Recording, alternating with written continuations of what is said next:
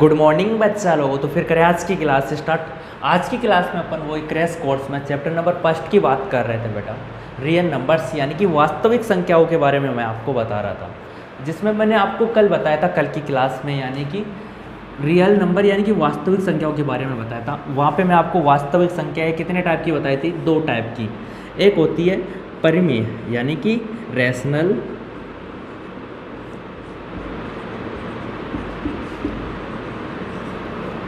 दूसरी की बात की थी मैं अपरिमेय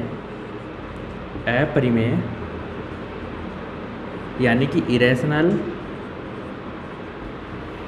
ठीक है बेटा, इरेशनल का एग्जाम्पल मैंने आपको दिया था कि वो संख्याएं जो अपूर्ण वर्ग संख्याएं होती हैं, जैसे √2, √3, √5 चलती रहेगी।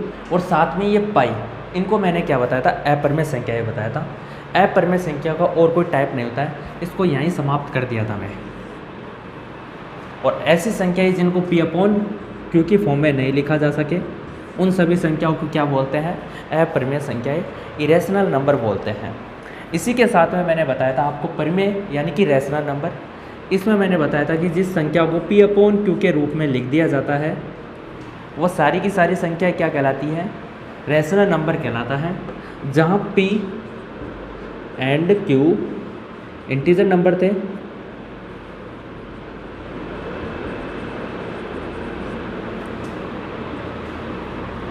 And Q not equal to 0 होता है। ये चीज़ मैंने आपको बताई थी।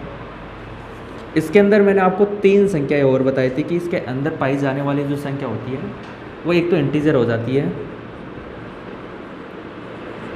यानी कि पूर्णांक। नंबर सेकंड पे आने वाली थी होल नंबर यानी कि पूर्ण संख्या। और नंबर 3 पर आने वाली थी नेचुरल, प्राकृत। ये चीज़ मैंने आपको बताई थी। ये आप अच्छे से देखने के लिए कल की क्लास देख सकते हो, बिल्कुल अच्छे से, बिल्कुल बेसिक से बताया हुआ है। अब इसके बाद में आपके नेक्स्ट टॉपिक आता है। जैसे आप 10th क्लास की बुक उठाओगे तो आपको टॉपिक मिलेगा यूक्लिड,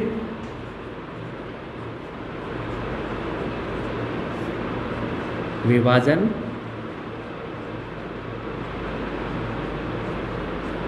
प्रमेयिका,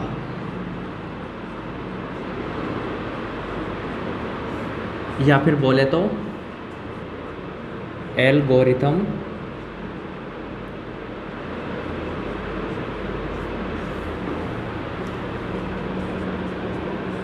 यूक्लिड, डिवीजन, लेमा। ठीक है बेटा।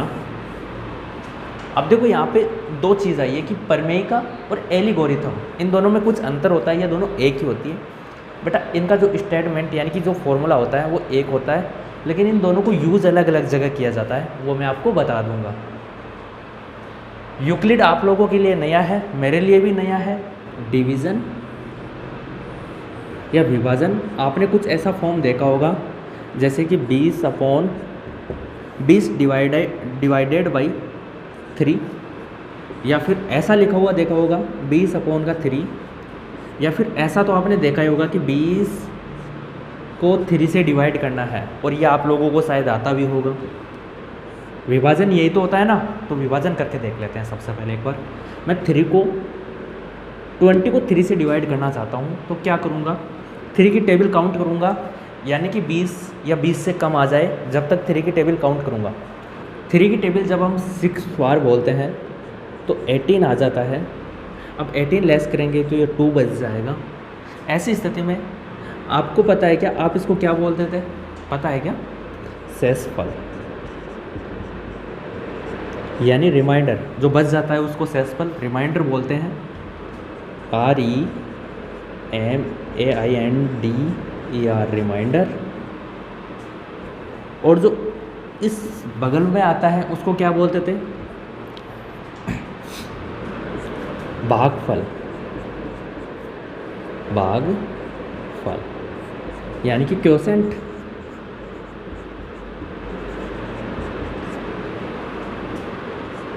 जिसमें भाग दिया जाता है उसको क्या बोलते हैं? भाज्य। ध्यान से देख लेना, यानी डिवाइडेंट।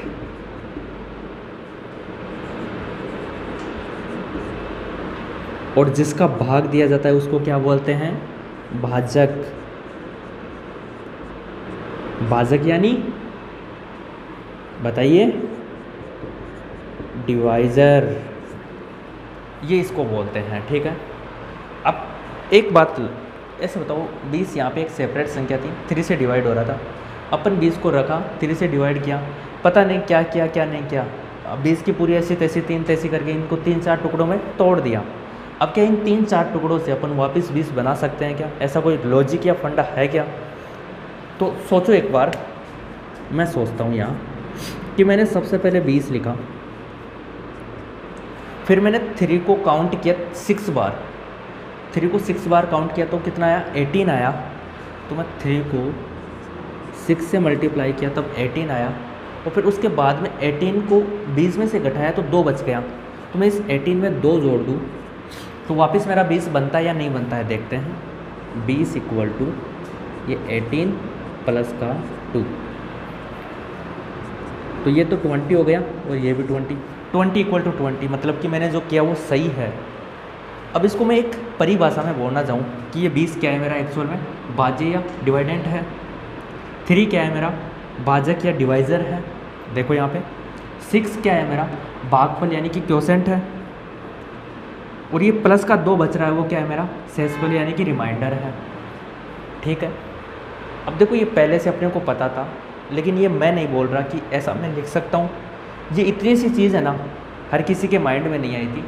यूक्लिड है ना, इन भाई साहब के माइंड में ये चीज़ आई थी, तो इसको लिखने वाले यूक्लिड जी थे, और इसको लिखने की वजह से इस पूरी की पूरी लेमा को ही क्या बोल दिया गया कि ये यूक्लिड विभाजन प्रमेयिका या लेमा होती है। तो देखो इन्होंने क्या बोला, इन्होंने बोला कि मैं भाजक को वी बोलूँगा, इन्होंने इसका नाम दे दिया, कोई दिक्कत नहीं है। भाज्य को बोला कि ए बोलूँगा, क्यूसेंट के क्यू को उठा के बोला कि स्मॉल क्यू बोलूँगा, और रिमाइंडर के आर को उठा के बोला कि स्मॉल आर बोलूँगा। ये चीज़ बोल दी, और इसी चीज़ को लिखा इन्होंने। क्या लिखा देखना एक बार, इसको लिख देता हूँ मैं एक बार इसको। ये देखो सबसे पहले क्या आ रहा है? भाज्य इक्वल टू भाजक प्लस का भागफल, देख लो आराम से, प्लस शेषफल।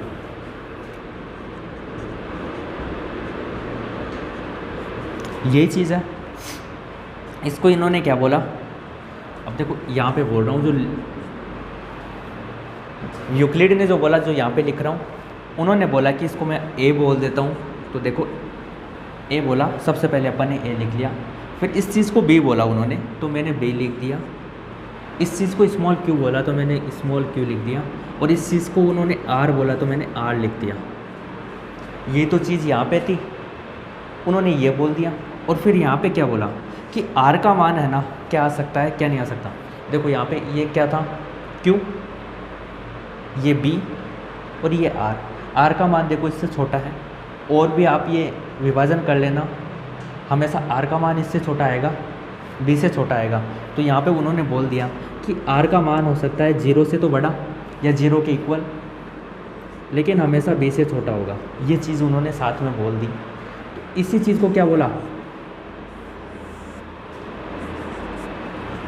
यूक्लिड विभाजन प्रमेयिका या एल्गोरिथम कहा जाता है। लेकिन इसको प्रमेयिका कब कहा जाता है और एल्गोरिथम कब कहा जाता है, ये दो चीज़ है। तो देखो लेमा, लेमा यानी होता है प्रमेय। प्रमेय का मतलब होता है कि कोई भी चीज़ थी, कोई भी सॉल्यूशन था, उस सॉल्यूशन से एक कथन चुराया गया, यानी कि एक कथन चुरा लिया गया, पहले से पता था, उस कथन से एक कथन चुरा लिया गया, और उस कथन का यूज़ करके किसी दूसरे कथन को सिद्ध करना प्रमेय कहलाता है। इस कथन का यूज़ करके किसी दूसरे कथन को सिद्ध कर देते हैं तो उसको बोलते हैं प्रमेय। एल्गोरिथम में इसका क्या करेंगे अभी मैं समझाता हूँ। तो सबसे पहले इसके लिए लिख दो कि इसको लेमा कब कहेंगे। लेमा जब कहेंगे कि उसके लिए लेमा के लिए लिख लो कि पहले से जो कथन सिद्ध है, इस कथन का यूज या उपयोग करके किसी दूसरे कथन को सिद्ध कर सकेंगे तो इसको लेमा कहेंगे। अब बात आती है कि एल्गोरिथम क्या होता है। बेटा इसको आराम से देख लेना, एल्गोरिथम समझते हैं। एल्गोरिथम के लिए जो स्टेटमेंट या कथन है वो वही रहेगा कि A equal to B Q plus का R, जहाँ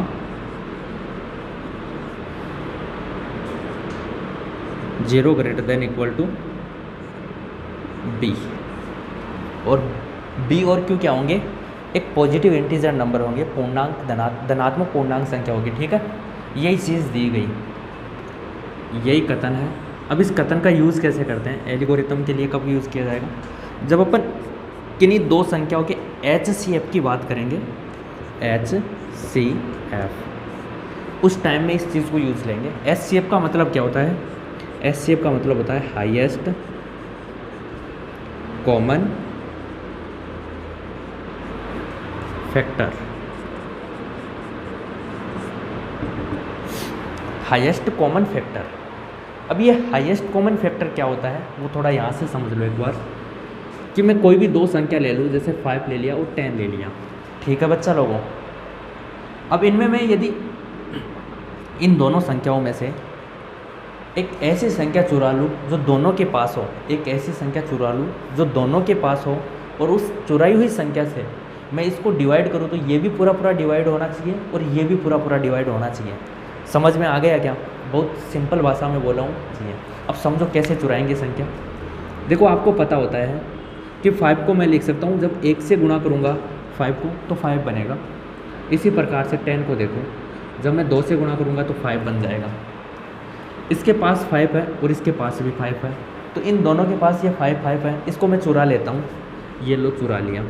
अब मैं बोल दिया कि HCF, इन दोनों संख्याओं का HCF क्या है 5। चुराई हुई संख्या से मैं जब डिवाइड करूँ तो पूरा पूरा डिवाइड होना चाहिए, ये बात मैंने बोली।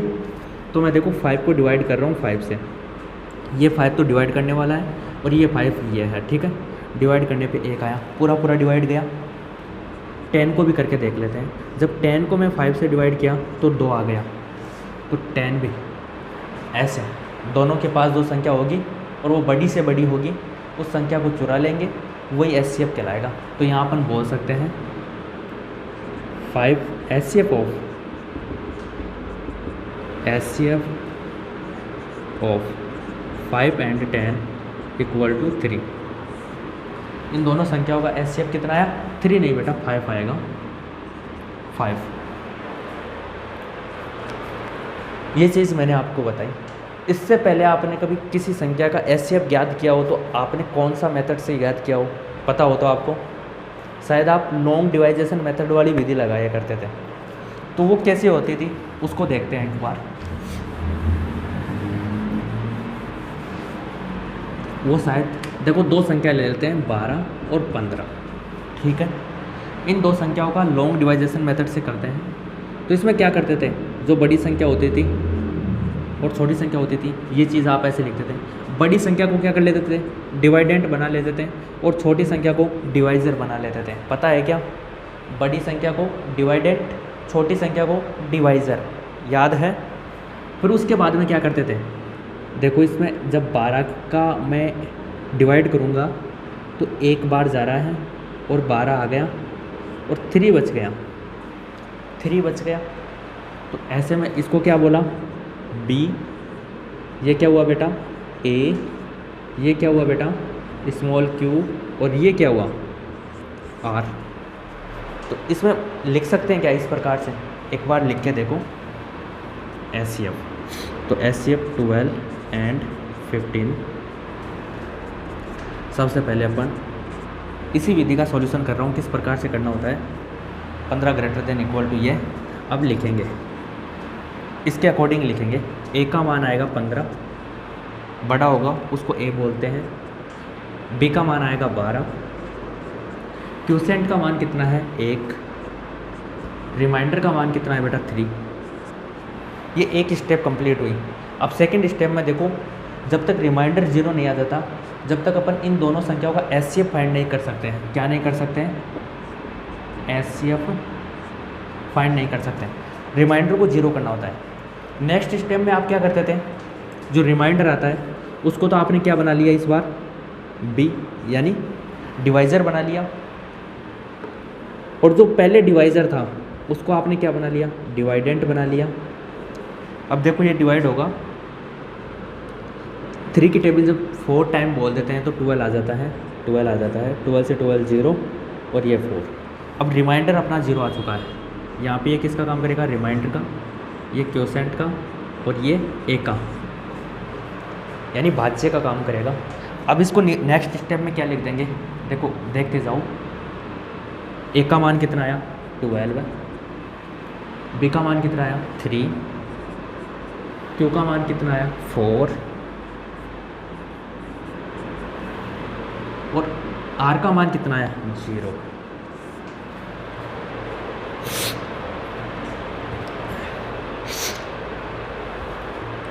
अब देखो ये जिस संख्या से पूरा पूरा डिवाइड होता है ना, वही संख्या इन दोनों का क्या कहलाता है, एचसीएफ कहलाता है। लास्ट में जो अपन डिवाइज़र लेते हैं ना, वो डिवाइज़र इसको पूरा पूरा कंप्लीट डिवाइडेड कर देता है, उसी को अपन क्या कहते हैं, एचसीएफ कहते हैं। तो यहाँ से अपने को पता चल गया, जो लास्ट की स्टेप में यहाँ पे 0 आएगा ना आर का मान, और जो बी का मान होगा, सीधी सी भाषा में बोले तो आर का मान जब 0 आए और फिर बी का मान जो होगा वही बी क्या कहलाएगा, इन दोनों संख्याओं का एचसीएफ कहलाएगा। तो यहाँ पे अपन लिख सकते हैं HCF of 12 and 15 equal to 3। अब देखो 3 को उठाओ और दोनों संख्या से डिवाइड करो। जब 15 को मैं 3 से डिवाइड करूँगा तो ये 5 टाइम पूरा डिवाइड हो रहा है, और 12 को जब 3 से डिवाइड करूँगा तो ये 4 टाइम पूरा डिवाइड हो रहा है। तो ये तो बोला था, वो बड़ा से बड़ा नंबर ले लेते हैं, चुरा लेते हैं, जो दोनों को डिवाइड करे, ये एचसीएफ होता है। तो ऐसा सिस्टम करोगे उसमें आपको ये एल्गोरिथम का यूज़ करना है एचसीएफ ज्ञात करने के लिए। समझ में आया तो नोट कर लीजिए। अब देखिए आपकी बुक का क्वेश्चन नंबर 1 है, वो न्यूक्लियर विभाजन एल्गोरिथम की बात कर रहा है और उसमें एचसीएफ ज्ञात करने की बात कर रहा है। उसके लिए मैं एग्जाम क्वेश्चन नंबर बी है ना, फर्स्ट का सेकंड, उसको सॉल्व करके दिखा देता हूँ आपको। 196 एंड 38220 ये संख्या है, इसको सॉल्व करना है अपने को। तो इसे देखो अब कैसे सॉल्व कर पाओगे आप सॉल्व। वैसे कौन सी विधि से सॉल्व करोगे, एल्गोरिथम। क्या होती है, A equal to B Q plus का आर, ठीक है। तो सबसे पहले एक बार इसको डिवाइड करेंगे अपन, साइड में रफ में डिवाइड कर लेते हैं। सबसे पहले तो आप क्या करते थे, दी हुई संख्याओं में से बड़ी संख्या को पहले लिखते थे और छोटी संख्या को बाद में, ऐसे बता देते थे। बड़ी संख्या को ए मानते थे, छोटी संख्या को बी मानना है। सबसे पहले इसको ए माना अपन ने, बड़ी वाली संख्या को ए मानते हैं, छोटी वाली को भी मानते हैं। ए का मतलब यानी कि अब ये डिवाइडेंट हो गया, तो 38220 डिवाइड किससे होगा, 196 से, 196 से डिवाइड होगा। 196 को जब एक बार से गुणा करूँगा, 2 बार से गुणा करूँगा सपोज दैट, तो 400 बन रहा है, जो इससे ज़्यादा है, इन 3 संख्याओं से ज़्यादा है, तो ये एक टाइम जाएगा 196, लेस करने पे कितना आया, ये इसके पास 12 में से 6 गया तो 6, ये 17 हो जाएगा, 17 में से 9 गया तो 8 और ये 1। अब आप सोच रहे होंगे कि सर ये तो रिमाइंडर आ गया ना। बेटा रिमाइंडर जब तक नहीं आता जब तक अपने पास संख्या बची हुई होती है। अब संख्या बची हुई है, इस 2 को उतार देंगे यहाँ पे, तो अब इसका आराम से जा सकता है। अब सोचो एक बार मैं 10 टाइम दूंगा, यदि 10 से गुणा करो इस चीज़ को तो ये 1960 बन जाएगा, जो इससे ज़्यादा है। और 9 टाइम करूँगा तो देखो 9 के लिए 9 का 54 यानी कि 4 होता है, और फिर 5 हासिल बच गया, 9 नाम 81 और 5 6, और फिर उसके बाद में 9 एकम 9, तो ये बेटा 17 ये आ रहा है 9 बार करने पे, यानी कि इससे कम है तो जाएगा आराम से। लेस करके देख लेते हैं, ये इसके पास कैरी दे देगा, जब 12 में से 4 जाएगा तो 8, 5 बच गया, फिर कैरी ले लेगा 9, और इसके पास 7 तो 0 और 0, 98 बच गया। अब उसके बाद में अपने पास 0 बच रहा है तो 0 उतार लेते हैं। अब देखते हैं कि ये कितनी बार जाता है। सपोज देन 5 से चल जाएगा, एक बार 5 से करेंगे तो ये देखो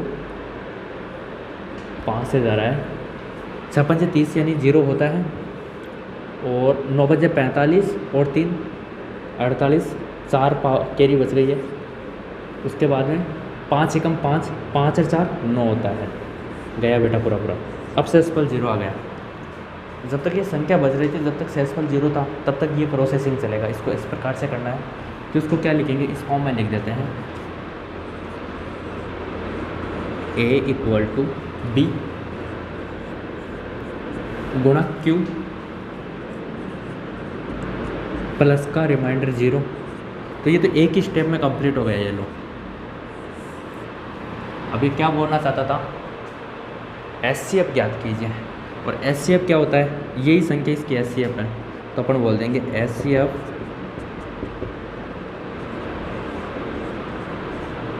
एंड 196 = 196।